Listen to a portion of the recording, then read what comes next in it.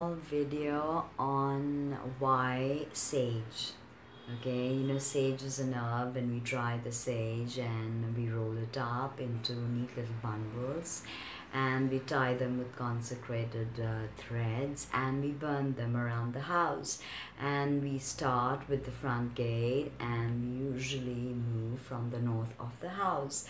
We sage every single thing, like household items, beds, even our physical bodies, our children, the animals, carefully of course, because sage can really hurt animals and children.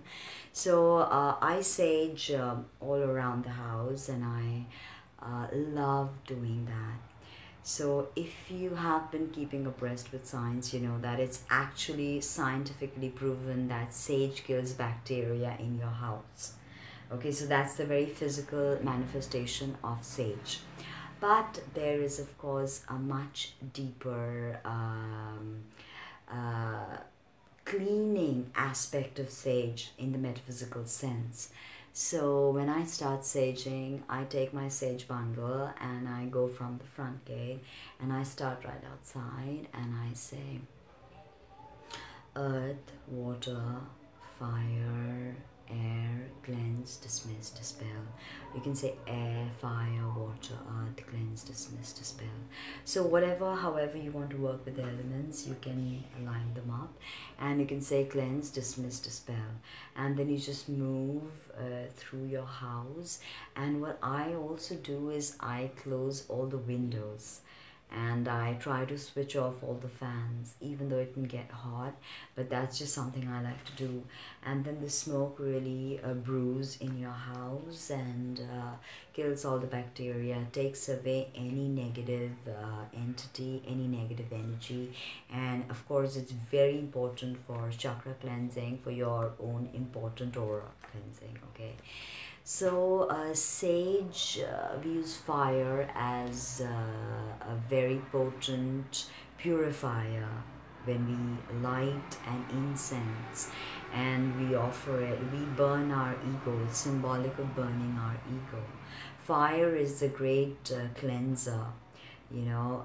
Fires cleanse. Fire, without fire, we would not have a civilized society today. So fire is very important, and it's a very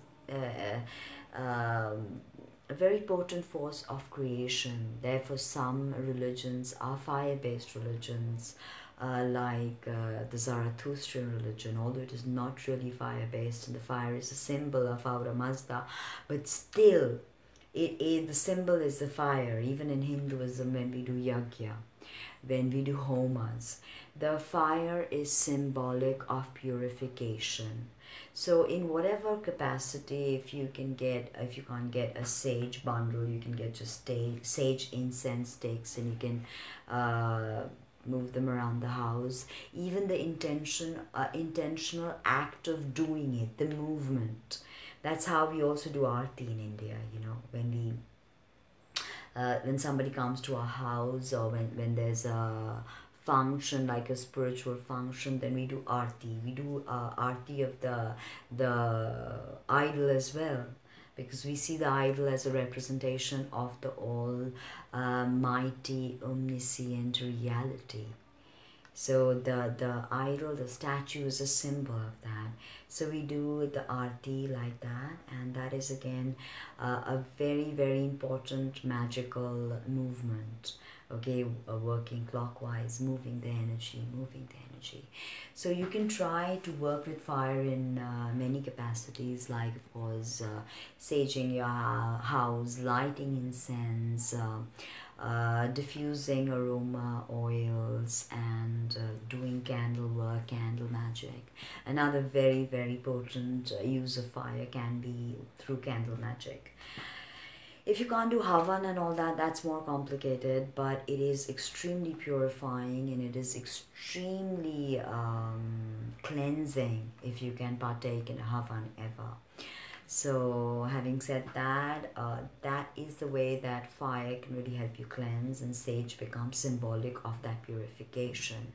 So when you sage your house in this manner or have a havan, negative entities, spirits, malevolent spirits, spirits that are preying on you, or your loved ones, negative entities are forced to leave.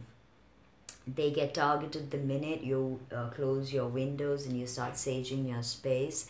They feel threatened and they feel suffocated. Fire also suffocates entities, remember that. Okay, as fire can be a symbol of worship, fire can also suffocate entities. So burning sage can be very important if you have especially any symptom of spirit possession, any symptom of negative entity possession, or occurrence, as it's called usually, when spirits just pass by or entities just pass by.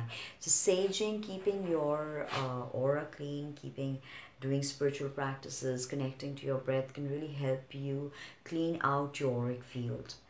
And when you sage, it becomes really super effective, and you cleanse everything, you know. There's also another aspect of saging is mental saging. You can do mental saging as well.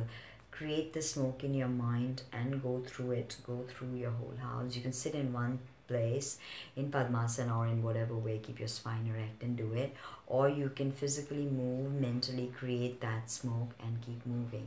So that's also another very effective technique that I use, and it works, it really does, because intention, to develop your intention, if you start working on these types of exercises to develop your psychic power, psychic intuition, it can be really effective.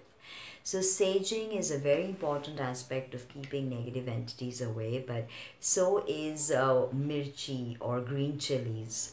I don't have them with me, but I'm sure you know what it is. Green chili and a lemon put together is a very potent talisman to keep negative spirits away.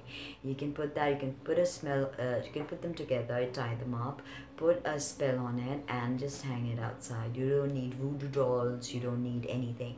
Salt, of course, is another huge aspect to keep your aura, your house, your space, everything clean. Salt is very important, but salt is a separate video which I'm going to get into, because there's so much to salt, and I personally energize the salts, and I also make sage bundles. So if you're interested, get in touch with me and book your very own sage and your own salt. And of course, there are crystals to work with developing a more positive environment at home. So I hope you enjoyed that video. Hit the like button, leave a comment for me. I love it when you guys interact, and do remember to subscribe. Signing off, this is Tina from Tinaheals.com. Lots and lots of love. Bye bye. See you soon.